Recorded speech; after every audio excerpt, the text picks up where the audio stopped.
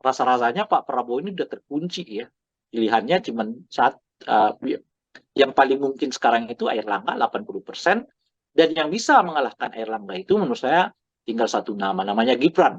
Anak yang dikenal tukang guyon tiba-tiba jadi ketua umum itu kan nggak tahu saya mekanisme penilaiannya seperti apa gitu di kalangan PSI ini ya. Cuma mereka menganggap ini kan anak muda lah, iya kan anak muda banyak di PSI itu, nggak hanya Kaisang kan.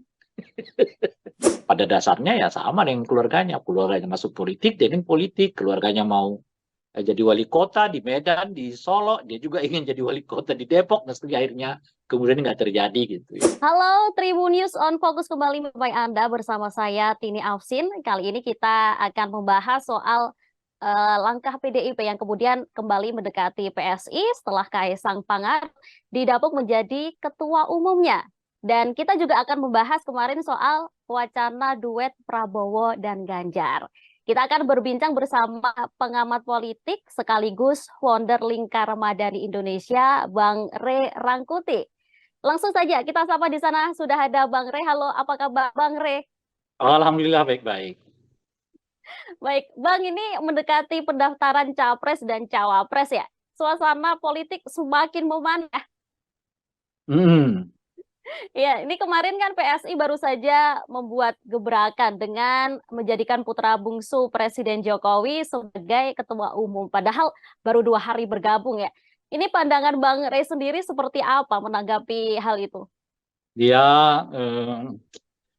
ya PSI itu ternyata tidak seperti yang dibayangkan dan mereka citrakan ya, bahwa PSI itu partai anak muda yang berkesan mandiri begitu ya, berkesan apa namanya itu idealis gitu ya, nggak seperti itu juga ternyata gitu. Ya pada akhirnya mereka terjebak juga pada moralitas pragmatis partai politik umumnya di Indonesia ya, yang kurang lebih sama lah gitu. Jadi mereka nggak bisa juga menghindari, pada akhirnya nggak bisa menghindari jebakan elektabilitas gitu. Nah, ini kan semua demi elektabilitas ya, demi elektabilitas. Lalu prinsip-prinsip berorganisasi itu seperti ditukar itu, apa namanya itu, dinegosiasikan gitu. Ya padahal kan pemilihan ketua umum itu kan sebetulnya puncak tertinggi dari perhelatan partai gitu. Dan oleh karena itu rasanya nggak bisa dibuat secara main-main juga, main-main gitu. Nah, bahwa mau dilakukan dengan santai, mau dilakukan dengan tidak apa namanya, tidak formalistik macam-macam silakan aja, tapi prinsip-prinsip ya pengelolaan organisasinya itu baiknya nggak diabaikan gitu. Apa misalnya? Yaitu proses kaderisasi, proses menaati ADART gitu. Jadi ADART nggak bisa dibuat semalam demi meloloskan orang misalnya ya. Itu proses kriteria yang patut dan layak dicalonkan sebagai calon ketua umum partai politik. Itu bagian penting dari pengelolaan ya partai politik yang demokratik ya, bukan bukan perusahaan ya. Kalau perusahaan sih ya silahkan aja seperti keinginan pemiliknya gitu. Tapi kalau partai politik itu kan milik publik ya, jangan dianggap tuh partai politik itu semata-mata milik pengurus PSI, ke anggotanya enggak, itu milik publik karena mereka didanai juga oleh APBN ya gitu. Dan oleh karena itu ya prinsip-prinsip pengelolaan partai politik yang transparan, partisipatif, ya demokratik itu sesuatu yang niscaya di dalam sebuah partai politik. Gitu.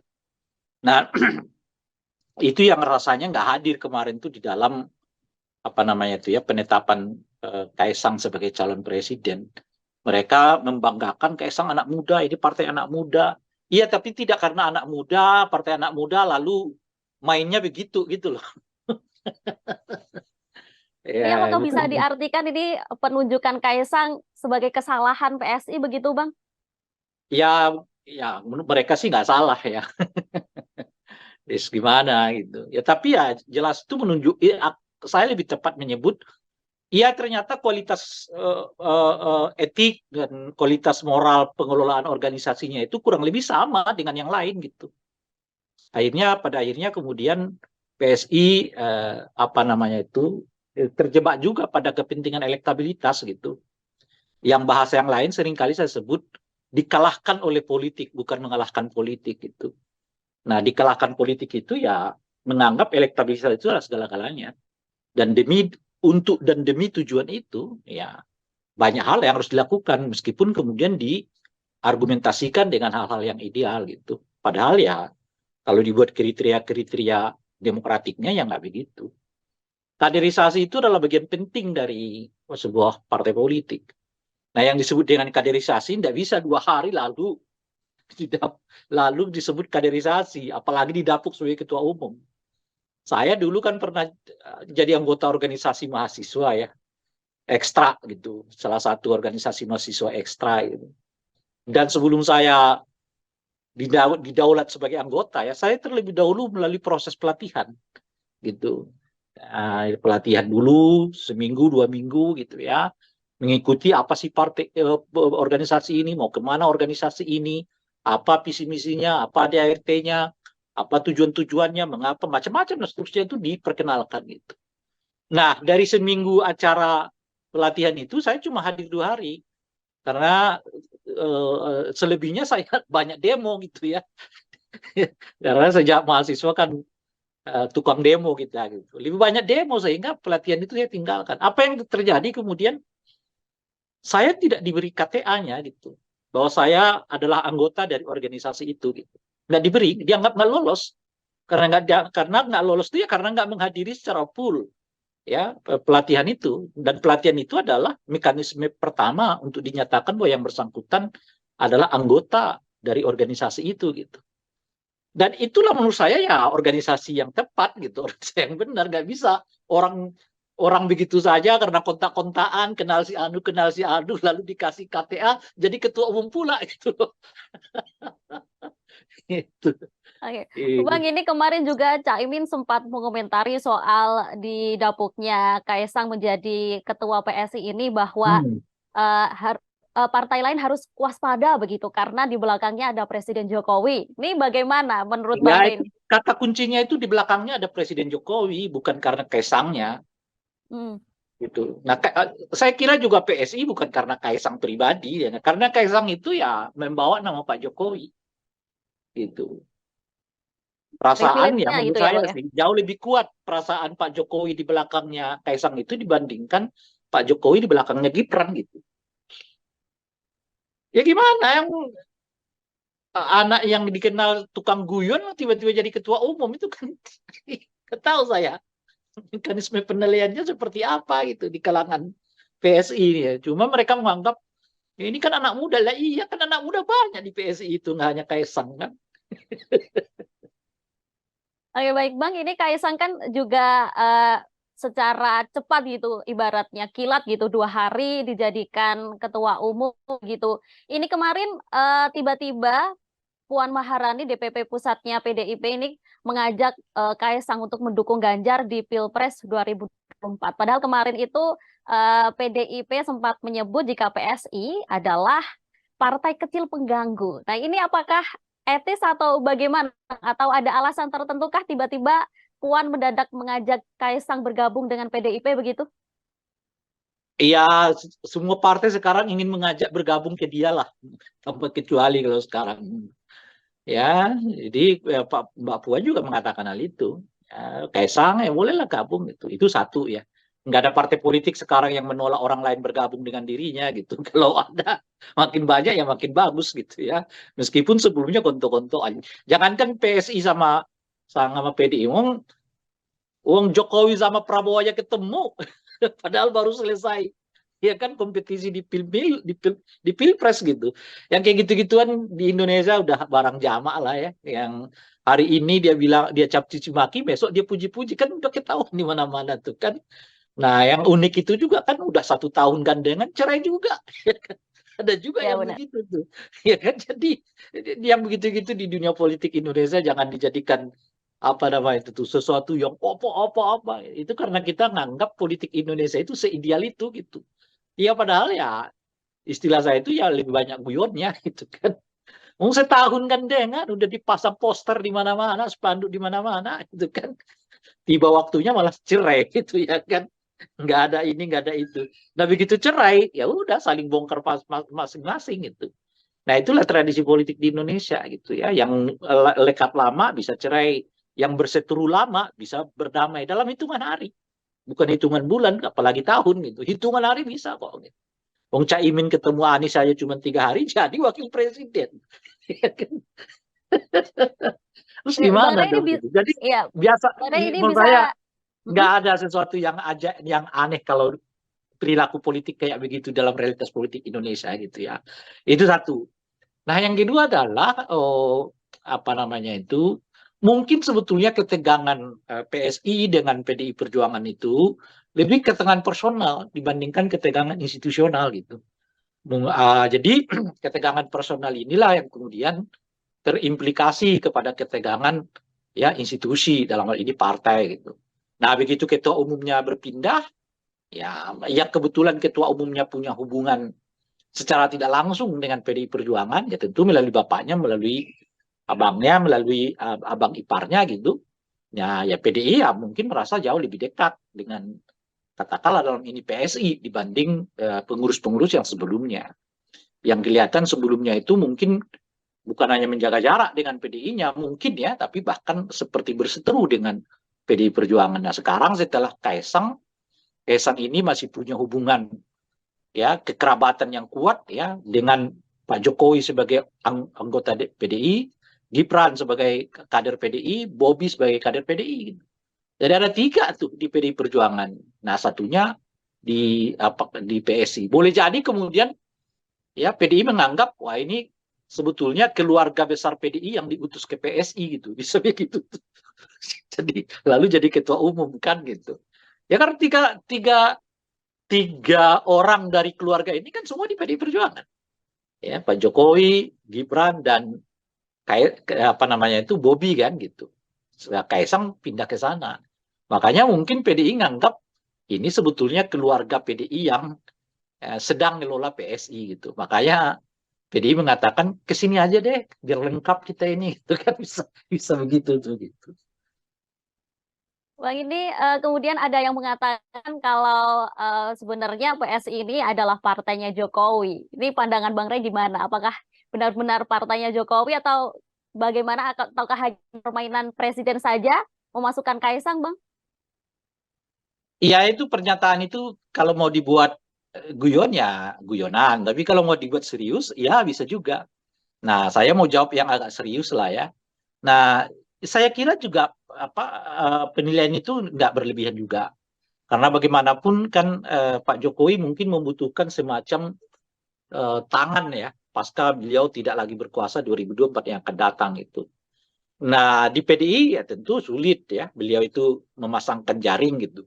Nah, yang bisa dilakukan ialah mencari partai baru dan partai baru itu ya apa namanya lebih bisa direngkuh oleh Pak Jokowi untuk bisa ya tetap menjaringkan apa namanya itu ya wibawanya pada pasca 2024 karena bagaimanapun di 2024 itu kan yang agak sulit ya sebab kalau sekarang ini ya Pak Jokowi sebagai presiden jadi semuanya masih di bawah kendali Pak Jokowi gitu tapi pasca 2024 itu kan belum tentu. Nah mungkin dalam konteks itulah Pak Jokowi menganggap ada perlunya beliau punya sesuatu ya punya sesuatu itu adalah ya partai politik yang mungkin jadi menjadi tumpuan menjadi dudukan beliau ya pasca beliau tidak lagi menjabat sebagai presiden meskipun tidak secara langsung misalnya itu tadi melalui anaknya di partai itu gitu jadi itu menurut saya sih jawaban seriusnya bahwa partai Pak Jokowi juga membutuhkan semacam tumpuan ya semacam apa namanya rumah ya. Nah, apakah PDI ini nggak cukup gitu? Ya, PDI saya kira akan memberinya, tapi kan Pak Jokowi akan bersaing dengan begitu banyak orang merebut wibawa di dalam PDI Perjuangan itu gitu. Dan nggak mungkin lagi kan sampai ke dalam hal yang bersifat struktural gitu. Jadi oleh karena itu, ya PDI tetap karena itu bagian dari mungkin ya Pak Jokowi, tapi pada saat yang bersamaan Pak Jokowi juga ingin memiliki sesuatu yang jauh daya rengkuh dia lebih kuat ya ketimbang misalnya di PDI yang otomatis akan berkurang kalau beliau tidak lagi menjabat sebagai presiden pasca 2024 yang akan datang gitu. Nah itu Baik, jawaban ini seriusnya tuh. Ya, kalau jawaban yang tidak serius mungkin apa nih, Bang? Eh, ya jawaban tidak seriusnya ya bukan Pak Jokowi yang berkuasa, itu Kaisang kan. 2 hari gitu ya, sudah langsung Iya. menjadi ketua umum begitu langsungan ya. Ya itu ini kan juga sebetulnya ya perlu diingatkan ya kalau eh, belum tentu juga Kaisang ini bisa bertahan lama ya. Belum tentu maksud saya gitu. Karena pasca 2024 misalnya lah ya ada dua hal yang memungkinkan Kaisang itu bisa dipertanyakan oleh anggotanya sendiri Hmm. ya sebagai ketua umum. Pertama, ternyata nggak sampai nih lolos ke Senayan gitu. Cita-cita untuk mendapatkan 4% itu misalnya nggak terengkuh ya, nggak dapat dicapai gitu. Saat yang bersamaan, Pak Jokowi sudah nggak punya, bukan lagi sebagai presiden. Presidennya mungkin siapa gitu ya, yang kita nggak tahu karena belum ada tanda-tanda kira siapa yang akan menang di 2024 yang akan datang. Gitu. Dalam kondisi kayak begitu itu wibawa banyak wibawa yang hilang gitu. Nah sehingga ya boleh jadi orang mulai nih bertanya-tanya ini Kaisang mampu nggak sih ngelola PSI ini atau tidak gitu. Jadi belum tentu juga aman sebetulnya bagi Kaisang pasca 2024 kalau ia misalnya gagal memenuhi target untuk meloloskan PSI di 2024 yang akan datang ke Senayan gitu. Baik. Ini Bang, kembali lagi soal tadi Puan Maharani mengajak Kaisang untuk mendukung Ganjar begitu.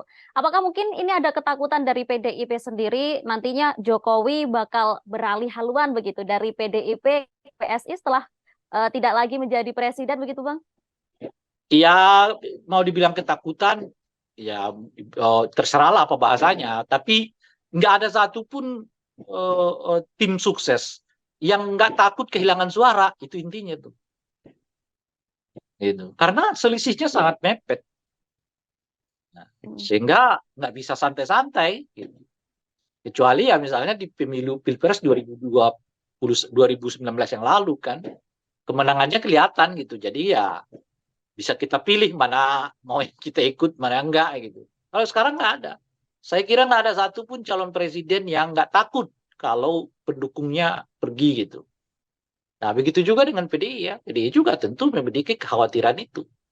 Bahwa akhirnya kemudian misalnya PSI melabuhkan dirinya ke koalisinya Pak Prabowo. Misal ya, meskipun saya dengar-dengar ya cukup intensif ininya ya pertemuan-pertemuan mereka gitu. Nah, oleh karena itu ya itu kekhawatiran yang wajar. Dalam konteks yang kayak begitu ya, Pak Prabowo juga memiliki kekhawatiran akan hilangnya suara. Ya, kemudian ya semua sekarang hilang takut. Nah, oleh karena itu ya kawan yang sudah ada harus dipegang erat-erat sambil mencari kawan yang lain untuk masuk dalam barisan ini gitu. Kalau menurut Bang Rey sendiri, ini pengaruh presiden di berbagai partai. Ini kan disebut-sebut presiden kemudian berdekatan dengan partai lain selain PDIP.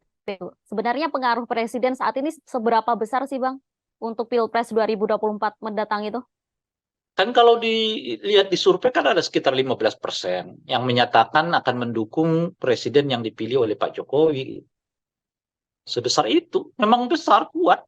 Hmm. 15% itu bukan angka kecil, itu bisa menentukan kemenangan ya calon presiden itu. Kalau sekarang misalnya Prabowo dengan Ganjar aja berkisar 32, 34, kan kalau ditambah 15% ya sudah mencapai 45, 47 kan. Selisihnya jadi jauh sekali gitu.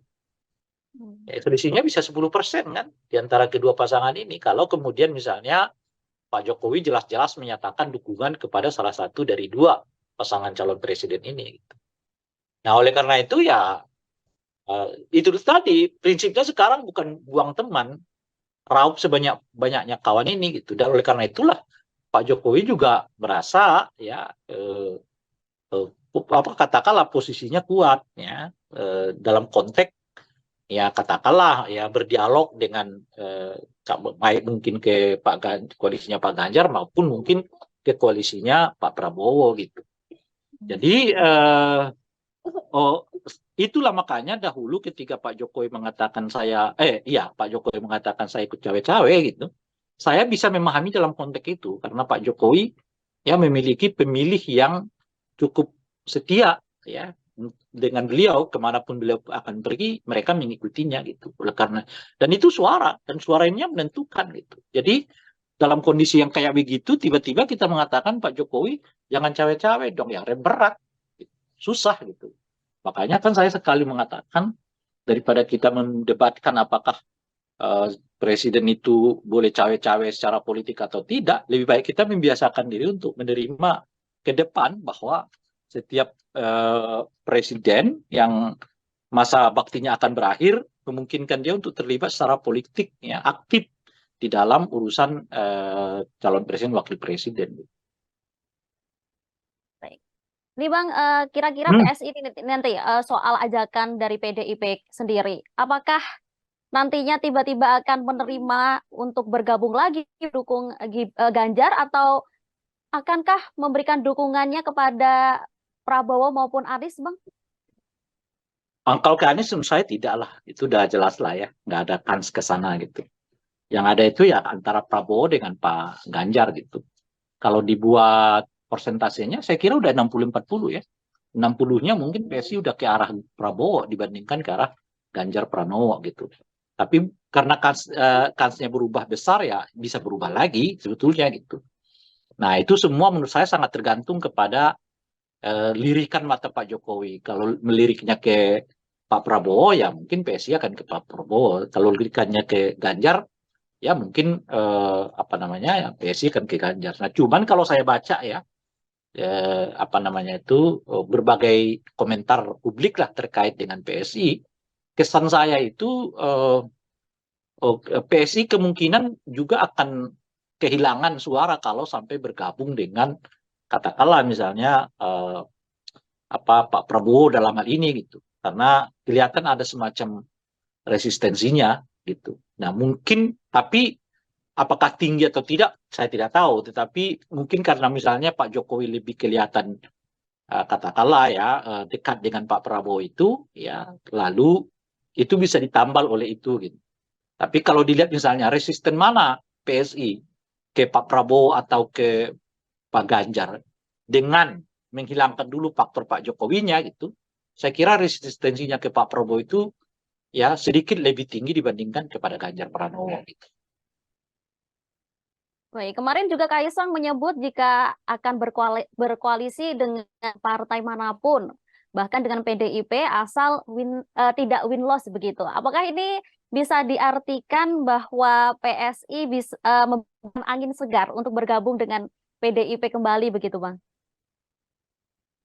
Ya belum tentu itu kan pernyataan yang masih netral kan dalam pengertian bahwa selama dialognya saling menguntungkan ya mereka bisa gabung baik ke Pak Prabowo maupun ke Ganjar Pranowo. Saya membacanya itu ya masih netral, belum ada indikasi yang kuat bahwa pernyataan itu lebih mengarah kepada Ganjar Pranowo gitu. Nah, cuma seperti yang saya sebutkan itu tadi, ya kan bahwa eh, kan keluarga besarnya Kaisang ini kan ada di PDI Perjuangan gitu. Makanya kan istilah saya itu jangan-jangan PDI menganggapnya Kaisang itu adalah bagian dari mereka yang berkebetulan ya menduduki posisi ketua umum di PSI gitu. Nah, itu ininya gitu. Nah, tapi kan Kaisang secara personal juga orang-orang yang rada-rada mau berbeda lah gitu ya dengan barisan keluarganya gitu. Sedikit-sedikit sih, pada akhirnya kan lebih banyak samanya gitu kan. Ya, ke samanya yang saya maksudkan itu ya kakak iparnya masuk politik, ya ujungnya masuk politik juga gitu ya kan. Kan sama aja gitu. Meskipun dengan tempat yang berbeda-beda gitu. Tapi pada tingkat tertentu beliau juga kadang-kadang ada keinginan untuk menyatakan saya beda loh gitu. Nah ini dia tuh. Nah apakah keinginan beda itu kuat dalam konteks ini?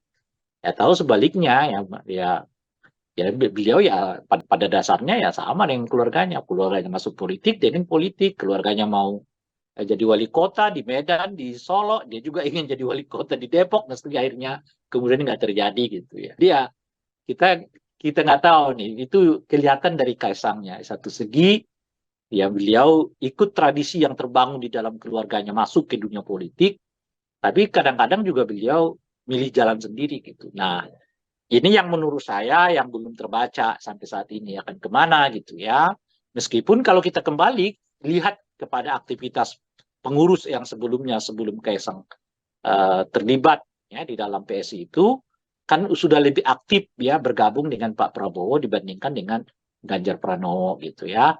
Nah, apakah ini akan diteruskan oleh Kaisang atau sebaliknya? Karena sangat mungkin terjadi berganti kepengurusan juga akan berganti apa namanya itu kebijakan gitu. Tapi ini kan bukan mengganti kepengurusan, cuma mengganti ketua umum toh ya kan. Lo pengurusnya kayaknya itu juga ya, nggak ada pergantian gitu. Benar. Kemudian apa namanya? Ini kita akan beralih sedikit soal wacana Prabowo dan Ganjar begitu. Ini kemarin Ada, kan PDIP, udah selesai itu. oh kemarin kan PDIP kemarin udah berbicara soal kemungkinan Ganjar Enggak, mengalah. malam ini di rapat TKN udah nyatakan dengan tegas Hmm, bahwa Ganjar itu bisa bertemu dengan siapapun, tetapi tidak untuk menegosiasikan posisi calon presiden. Bagi mereka udah selesai, gitu. Jadi ya berarti ini mau gabung dengan Pak Prabowo, monggo, tapi Pak Prabowo wakil presidennya, kira-kira gitulah, bukan calon presidennya gitu. Dan saya kira juga di Pak Prabowo juga begitu. Gabung dengan siapapun oke, asal yang penting presidennya nggak boleh diutak-atik. Calonnya adalah Pak Prabowo gitu. Makanya ini selesai lah. Itu udah selesai saya kira dengan pertemuan TKN malam ini. oke, ini berandai-andai nih Bang ya. Kalau memang sebenarnya akhirnya Ganjar menjadi cawapres Prabowo begitu ya, yang lebih bisa menggayat suara masyarakat itu seperti Prabowo Ganjar atau Ganjar Prabowo gitu Bang. Saya sih melihatnya justru golputnya mungkin makin kuat, makin tinggi.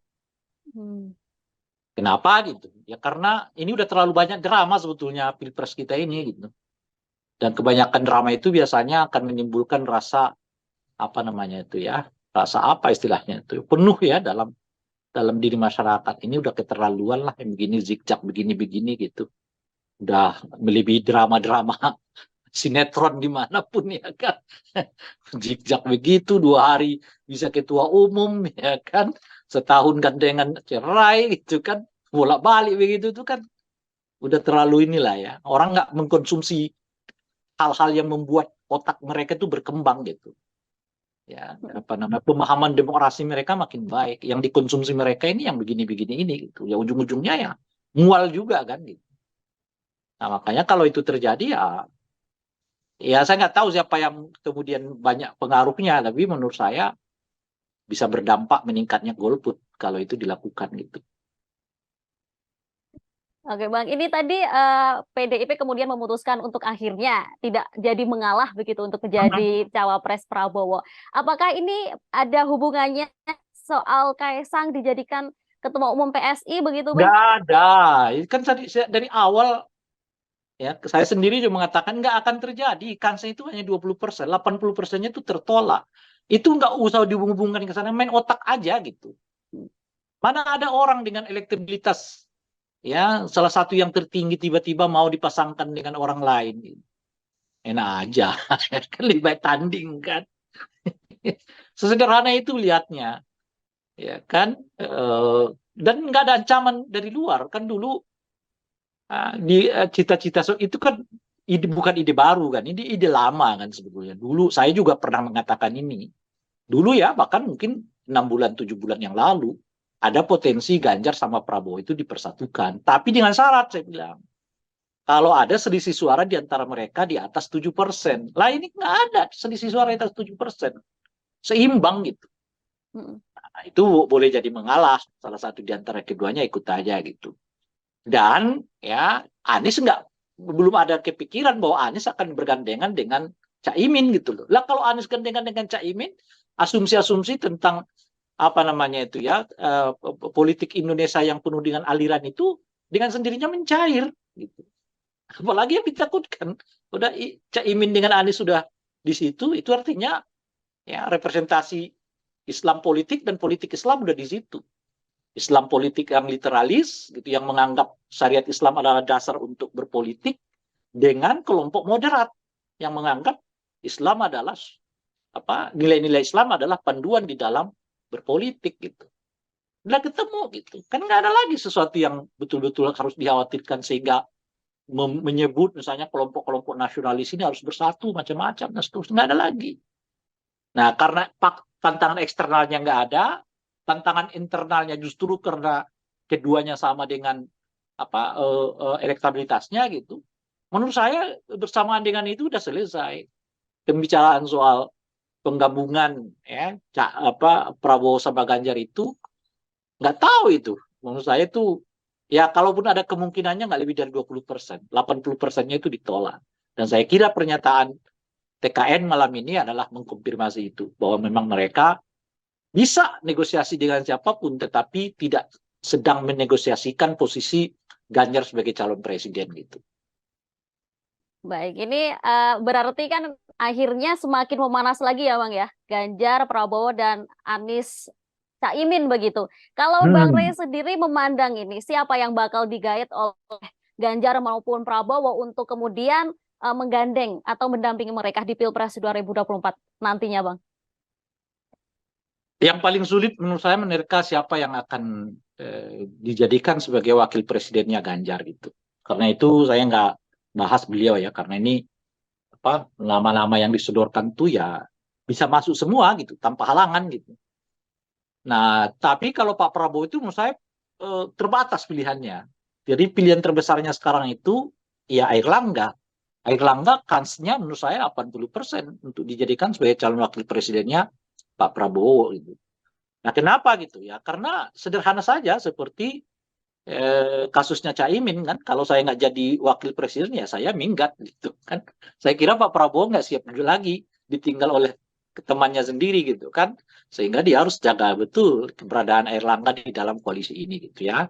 Itu pertama. Yang kedua ya kira-kira Airlangganya ngomong begini lah, Caimin aja bisa wakil presiden, masuk kita enggak, ya kan?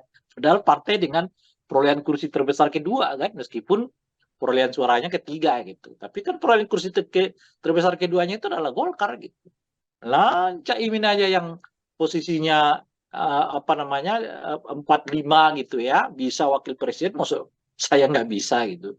Nah yang ketiga dalam kondisi yang kayak begini, begitu terbuka peluang begitu besar ya, ibarat langkah tinggal selangkah lagi nih jadi calon wakil presiden ini, malah Airlangga nggak ngotot untuk mendapatkan itu, dia artinya ditunggu oleh Munaslup di depan gitu.